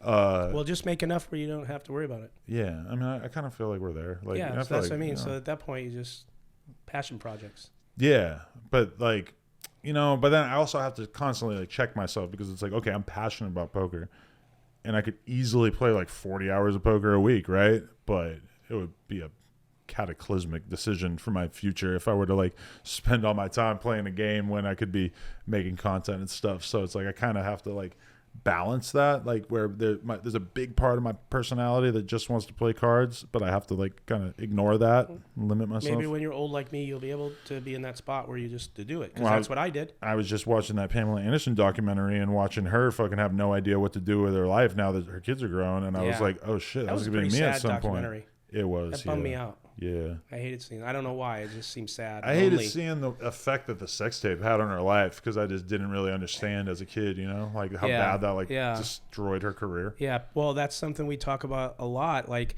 whether it's that sex tape or it's other things, like people don't understand the pain some people go through during like stuff like that. And they just pile on, and they just, there's a human behind it, That was I hated watching that because it bummed me out. I was in a room full of porn stars the other day, and they were all talking about the fact that she wasn't able to monetize it at all, and how that just like broke all of their hearts, because to them it's like that kind of thing like would not have been the end of their life. Like they would have just, they would have owned it, and they would have just said it. But like it's completely understandable that Pam just like felt so violated by it. But no, totally. If she could have found a way to lean into it, like you said, monetize it, and probably monetize a lot of other things, because at one point she was known as the like hottest chick in the world, like that type of thing to most people, and she could have really monetized a lot, but she made a lot of mistakes. My first wet dreams were to her. I'll be damned. Well, Pam, no hands. No. Wow, you must have really been in a state of arousal, I'll tell you. I was asleep. Yeah. At my age, you need hands. I was 13. Feet, knees. pumps, everything to get you there. Cock Assistance. rings. Yeah, I need assistance and Videos, yeah. like sponge baths. yeah, assisted living. Okay. So I'm curious. I'm sure you got a ton of fans, and I don't know how much you talk about this on your show, but what kind of advice would you give to like young kids who are fans, viewers who want to get into content creation? I would say you should.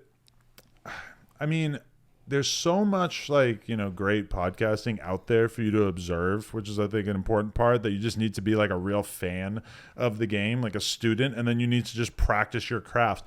And this is one thing I'll say is that it's relatively easy in this modern age, is that you should be able to record yourself talking about something, use a computer program to basically create a transcript of what you just said, and then you should be able to look at what you said on a particular subject, and then you should edit it as if it was a report that you had just written about the subject. Like the stuff that comes out of your mouth, you should be able to sit there and edit it and take a real objective look at what you just had to offer, because this is a meritocracy. Like when something happens in rap, there is just only so many people that are going to be able to get hundreds of thousands of views talking about that issue. So if you want to compete with a Joe Budden or an Academics or ADAM22 about a certain topic, you're going to have to be able to take a real objective look at not only how you're saying something and how well you're speaking on camera and how like the quality of your vocal intonation and everything, like all these things that play into how well liked you might be on camera. But you have to really be able to take an objective look at your opinions and your thoughts and be willing to take that time to like rip apart your thoughts. Because like there's like two different ways I can listen to a podcast. I can listen to a Joe Rogan podcast and think about what they're saying, or I can listen to a Joe Rogan podcast and think about why they're saying what they're saying, as in like what is the intention here when the interviewer asks one question and then listens to the answer and then asks this next question, like what does the procession of those questions say about where they're trying to take this conversation? Or sometimes I'll have to rewind a podcast 10 minutes and be like, holy fuck, like they just like, look at what she did. Look at how she just deftly avoided this topic that she didn't want to say and floated into this other thing and did it in this incredible way. And it's like, you're never going to be like, I just said like 10 fucking times while having this conversation right here. It's like, it's not like it's going to be perfect when you look at what you said, but you need to be willing to really be objective with yourself and work on the craft of talking on camera, which most people don't have that in them, and most people are not going to spend the time to even listen to their stuff back after they do it. And at this point, I don't listen to my own stuff afterwards because I just maybe that's a mistake. Maybe I've kind of given up on improving in a sense. But when you're early on, you're gonna have to just really be like relentlessly critical of yourself if you ever want to be great at something. Yeah, I agree. And I will say, as far as the craft of being in front of a microphone, whatever you're doing, I will tell you this: I don't think it could be taught. I think it's either you have it or you don't, because you can tell when someone's doing interviews that doesn't have it, and they just don't. They don't have the communication skills. But to your point, yes, there is an evolution of yourself by self-criticism, being able to handle criticism, being able to see, like I said to you a minute ago, shit, I cut you off, I'm sorry, because when I first started doing this, I would do that a lot, right? I would just stop because I was in a normal flow of conversation, right? Like when I would normally talk, not realizing, oh shit. So yeah, no, I agree with you. But there is no question you have a instinctual ability to communicate at a high level, and that's probably one of the main reasons for your success, because some people just don't have it and they need to do something else. But everything that I can't talk about on camera is a pain point for me as well. So I spend a huge amount of time listening to podcasts about fucking foreign affairs and politics and shit that I don't talk about on camera, because I aspire to be somebody who can talk about everything on camera, and I want to feel perfectly comfortable getting into a political conversation, etc., which I realize is like kind of a weak point, whereas we could talk about rap and I could just fucking school people all day and tell them what I think about shit, and that's easy for me. So I'm always just trying to get better in terms of like what I feel comfortable discussing, and that's where I have kind of like an internal battle, because it's like if I come home from work and I watch 2 hours of streamed poker tournament content, and I could have just watched Star Wars. I watched Star Wars for the first time the other day, and it actually gave me something to talk about on the podcast. I don't know how valuable it was, but I could at least have like some kind of pop culture reference point right there that everybody could relate to, or something that I could talk about. Whereas, like, you know, one thing I really fucking hate on podcasts is when somebody will mention like doing hard drugs, and everybody will be like, oh my God, meth. Like, what is meth like? I can't imagine. I've never done meth. It's like, that's not interesting. Nobody wants to hear about you not knowing what a drug is like. Right. Like, people massively inflate the value of that in their head, where it's just like, people love to talk about shit they've never done. Oh, I've never paid for pussy. Well, what the fuck are you talking about? There's nothing it's not interesting if you never did it. If you don't have so like all the fucked up shit I did in my life, like all that stuff is just like fodder. Like I've had infinite conversations about what meth is like on the podcast, even though I only did it for like one weekend because some fucking girl just like somehow duped me. Was it an awesome feeling? For a bit, yeah. Yeah. Then it was really bad afterwards. Yeah. Yeah. Well, and I don't have any experience doing meth, but I have experience when I was working at the PD dealing with a lot of people that did meth. So when I've talked about it, I've talked about that aspect of it, like what it was like when I saw them. I had a conversation with a guy that was like top of his game, CEO, family, everything, and he's on the street of Huntington Beach, literally like looking like the most homeless person you'd ever see ever. Like, really? And yeah, and but I always found interest in more than just, you know, what I was doing there, which was whatever our goal was with him, what we got called for out there. But like, I always took the opportunity to go, so like, you know, if they were coherent enough, and like, where are you from? Like, what happened? And then one thing, and I'm like, and he's like, yeah, you know, and, you know, meth and like 2 kids and this and the wife and like making, you know, well over 6 figures, close to 7. And he's living on a fucking street.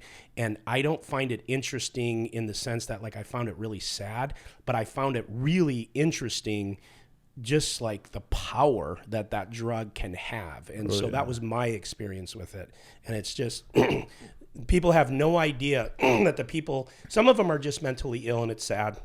And they just don't have a support system. For sure, when like all the times I've been really, truly fucked off drugs in my life, I've been like, oh, so that's how homeless people feel. Like, right. I could see how this could just become your whole life if I didn't have the thing in my head that was like, no, you got to chill out, like stop. Yeah. If you didn't have that strength or whatever that chip is, you know, I've seen people, friend of mine that I grew up with, like literally give everything away over and over and over again, no matter how many times. And it's like the power that it must have over is something that I can't understand either. But I could understand how it could be, you know? Yeah. You know what I mean? It's really fucked up. I can imagine how I could be a slightly different version of myself and be able to go full steam ahead into it. So it's like you have to have some degree of empathy for people because not everybody's got the same upbringing. They don't want that. Yeah. They at the end, do you think they really want everything gone and their face picked apart and sitting on a street? No. We're all wired differently, you know? Yeah, we're wired differently. Sad. Okay. Val, you got anything else before I give Adam the old final thought before we leave? No. I do say that one of the things I fucking hate about myself, but I really admire about you is like the interviews that you do. Just, I can't stress enough. Like, I just fucking love watching content where there's like real conversations and people aren't afraid to ask the real questions. So I appreciate that. I really admire that about you. I'm going to piggyback on that. That is something that I've yet been able to have not been able to do because I'm in this poker world. I have the poker show. We have sponsors, just like you have a new job. You got to walk on eggshells sometimes. So I got to walk on eggshells. Like, I would love to pivot to, not with you, but to talk about like politics or to just have a conversation about it. But it's so polarizing and there's so much hate involved in it. We get piled on by our viewers if we say anything political, and we're both very opposite politically. And there's this expectation of me holding up this fucking feminist mountain for the world. And then he has to hold up like Blue Lives Matter and they want us to fucking have a WWE wrestling match. And it's crazy because we don't want to do that. And I don't know, it just feels like a lot of times we can't be authentic. Yeah, and so I admire that too, that you're just leaning. I mean, because let's face it, the things you do, a big part of the population is judging you and it's not popular and they have very negative things to say about you, but you probably give 0 fucks and you do it. And whether or not he agrees, she agrees, I agree, it doesn't matter. That's very rare because most people don't have the balls to do it. Yeah, and I mean, it can be kind of intimidating to like talk about politics on camera and shit because like I have many positions that fall on both sides of it. So it's like I can't talk about politics without getting absolutely fucking destroyed by either side, which is totally fine by me. But you know, it's just it's weird because politics is the kind of thing where everybody knows how they feel. But then to articulate that on camera, I mean, you see it all the time when you see people doing like man on the street content at like political rallies and stuff. Is like you take the average fucking person at a political rally and you start asking them questions about policy, and they're just going to sound like fucking idiots. You know, you go to a Trump rally and say, "Why are you voting for Trump?" You could guess the top fucking 4 things off the top of your head, and it's all shit that realistically is not that interconnected with his actual presidency. You know, it's like it's all feeling for people. So to be able to articulate shit is a pretty rare skill, I think. Yeah, absolutely. Yeah. Okay. Do you want to leave us or the people watching or anyone any last thoughts or anything you want to say before we close it? Well, I will say that on Saturday morning, today's Sunday morning for the people at home. Saturday morning, we were supposed to go to dinner or breakfast with this girl whose OnlyFans we manage, and it was raining too hard, so my girl didn't want to do it, and so then we were supposed to do it this morning, but then she went out and got drunk with a bunch of YouTubers, so we did not have to do that this morning. So I feel a little bit better about being here because I wasn't doing it instead of going to this nice breakfast. So I just came in with a little bit lighter energy than I thought I would. And I was listening to the J.K. Rowling podcast in the car, and I smoked a spliff to the face. So if I seemed a little high, that's probably why. Nice. Okay, well, you did all right. Yeah. You pushed right through. Yeah. And we're proud of you. Proud, very proud. All right. All right, well, this is the Nick Vertucci Show. I am Nick Vertucci, and for Veronica Brill and ADAM22. One last question. Have you ever been to Vertucci's? No. The pizza place. Where is it? It might be an East Coast thing.